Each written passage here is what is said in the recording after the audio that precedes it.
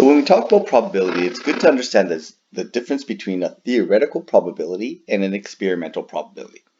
And basically, a theoretical probability is a probability based on sample space, what we call sample space, or of the number of outcomes that we can count.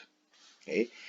And this is done without actually doing anything. Whereas experimental probability is slightly different in that we actually have to do an experiment.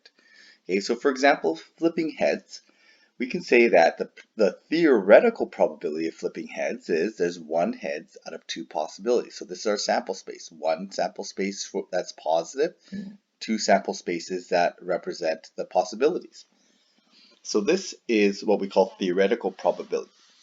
Now, this is versus experimental probability. When experimental probability for a coin flip would be actually flipping coins. We actually flip a bunch of coins and see what the ratio of heads to tails is. So if we just did it once, obviously we get a heads, we can't say that it's 100% heads. So experimental probability is based on doing some number of outcomes.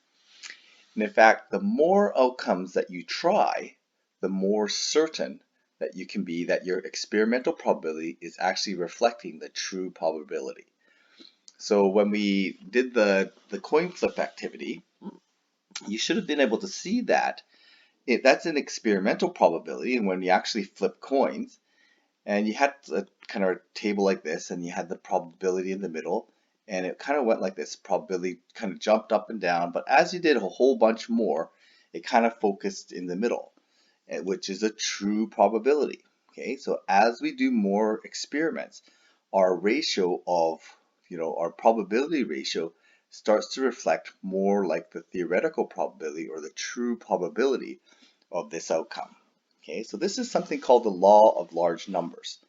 So when we do this over and over again, the more often we do this, the probability ratio will more closely reflect the true probability. So we want to be able to, if we do any kind of experimental probability, we don't want to do too small of a sample. Okay, if we did coin flip and did 5 coin flips, that's a very small sample. We will probably get very inaccurate results what the true probability is. However, if we did like 100 coin flips, that would be a lot of coin flips, and that would give us a much closer ratio to the true probability, which would in this case be 50%. So this issue of large numbers, law of large numbers, is an important issue when we're doing experimental probability. It has no effect on theoretical probability, but it's important with experimental probability.